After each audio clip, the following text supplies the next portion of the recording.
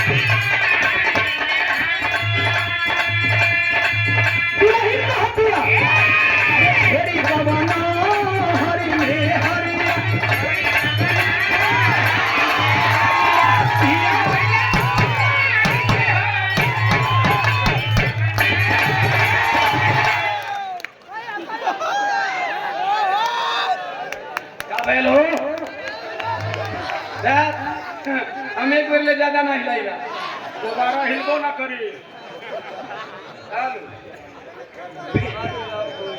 वीरेंद्र मौर्य साहब चकिया देखा त्रिभुवन भैया ये लोग के हिलवा के को मजा आ जाए।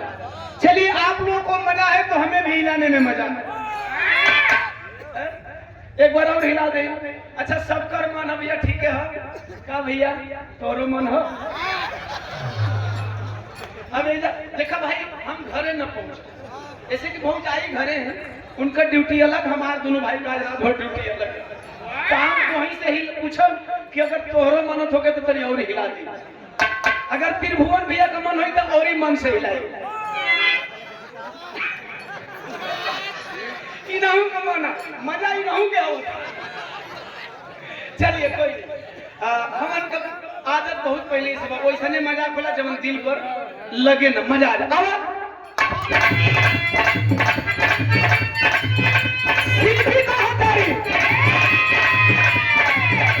अरे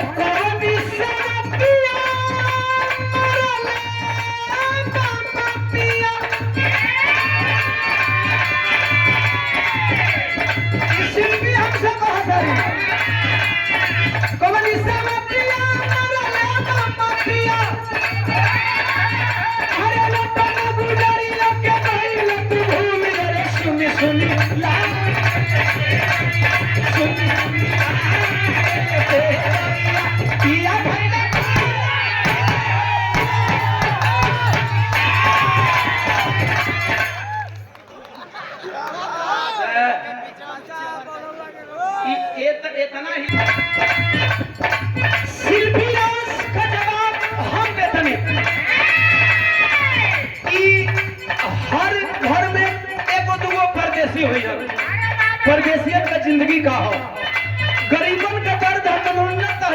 वही मनोरंजन में गरीबन का दर्द है, परदेसियन का दर्द है, चाहे वो कोनो जात बिरादर का परदेसी भैया हो, उनका दर्द हो।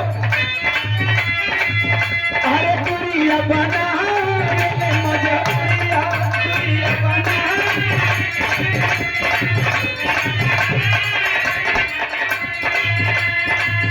अरे दुनिया बना मजा दुनिया बना मजा दुनिया घर छोड़ा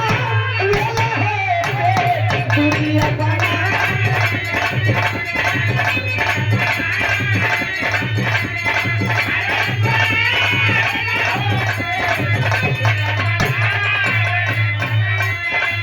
500 रुपया हमारे मित्र और हमारे खोरी ले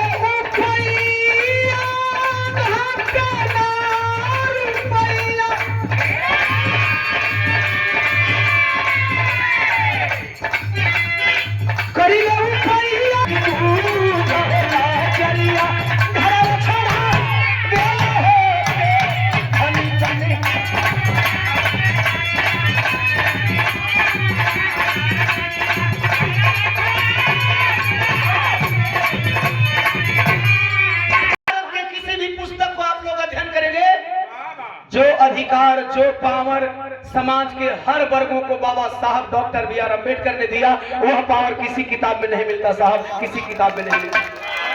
बहुत बहुत धन्यवाद, सादर जय भीम, जय भारत, जय संविधान। और ये 500 रुपया भी दे भैया,